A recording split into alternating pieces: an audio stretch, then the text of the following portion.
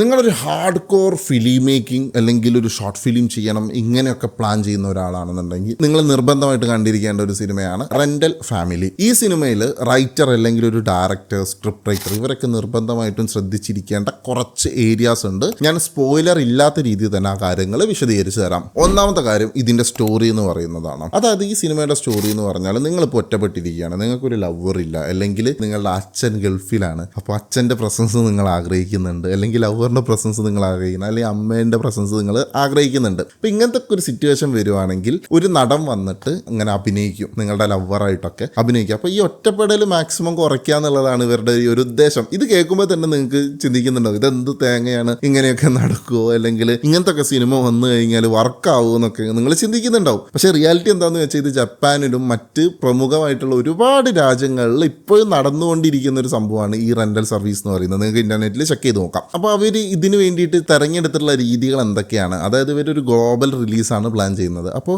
ഞാൻ നോട്ടീസ് ചെയ്ത ഒന്നാമത്തെ കാര്യം, ഇതിലെ 99% ആളുകളും അവിടെ ജീവിക്കുന്ന ജപ്പാനീസ് ആണ്. പക്ഷെ ഇതിലെ നായകൻ മാത്രം അമേരിക്കക്കാരനാണ്. അതായത് ഈ അമേരിക്കക്കാരന് ഇതൊക്കെ ഭയങ്കര സ്ട്രേഞ്ച് ആയിട്ട് ഫീൽ ചെയ്യുന്ന അതേ വ്യൂ പോയിന്റിൽ തന്നെയാണ് നമ്മളെ ഓഡിയൻസിനും സെയിം ആയിട്ട് ഫീൽ ചെയ്യാം. നമുക്ക് പെട്ടെന്ന് അയാളെയായിട്ട് കണക്ട് ചെയ്യാൻ പറ്റും. എജ്ജാതി ലെവലിലല്ല അവർ ചിന്തിച്ചത്. അവർക്ക് വേണമെങ്കിൽ ഇതൊരു ജപ്പാനീസ് ആളുകളെ കൊണ്ട് തന്നെ ചെയ്യിക്കായിരുന്നു. പക്ഷേ ഗ്ലോബലി റീച്ച് കിട്ടണമെന്നുണ്ടെങ്കിൽ, അല്ലെങ്കിൽ ആളുകൾക്ക് പെട്ടെന്ന് കണക്ട് ആവണമെന്നുണ്ടെങ്കിൽ ഈ ഒരു ട്രീറ്റ്മെന്റ് കൊണ്ടുവന്നാൽ നന്നാവുമെന്ന് അവർക്ക് തോന്നി. അത് അവർ ചെയ്തു. കിടിലനായിട്ട് എനിക്കടക്കം അത് വർക്കാവും ചെയ്തു. രണ്ടാമതായിട്ട് നമുക്ക് ഈ ഒരു കഥ കേൾക്കുന്ന സമയത്ത് സ്വാഭാവികമായിട്ട് എന്തായിരിക്കും ഫീൽ ചെയ്യുക, ഒരു കോമഡി ആയിട്ടായിരിക്കും അല്ലേ. പക്ഷേ നമ്മൾ പലപ്പോഴും ഒറ്റപ്പെടുന്ന നമ്മളുടെ മനസ്സിൻ്റെ അകത്തുണ്ടാവുന്ന പല വികാരങ്ങളാണ് അവർ ഈ സിനിമയിലൂടെ കാണിച്ചു തരുന്നത്. നായകൻ ഒറ്റപ്പെട്ട ആളുകളെ ഹെൽപ്പ് ചെയ്യാൻ വേണ്ടി പോകുന്ന സമയത്ത് നമുക്കൊരു ഘട്ടത്തിലൊക്കെ എത്തുന്ന സമയത്ത് നമുക്ക് തോന്നും ഇയാളാണോ ഒറ്റപ്പെട്ടത് അല്ലെങ്കിൽ അവരാണോ ഒറ്റപ്പെട്ടത് എന്നുള്ളത്. മൂന്നാമതായിട്ട് അവർ വളരെയധികം ശ്രദ്ധിച്ച കാര്യം എന്ന് പറഞ്ഞാൽ അഭിനയവും യാഥാർത്ഥ്യവും തമ്മിലുള്ള വ്യത്യാസം. ഇതിലെ നായകൻ എന്ന് പറഞ്ഞ ഫിലിപ്പ്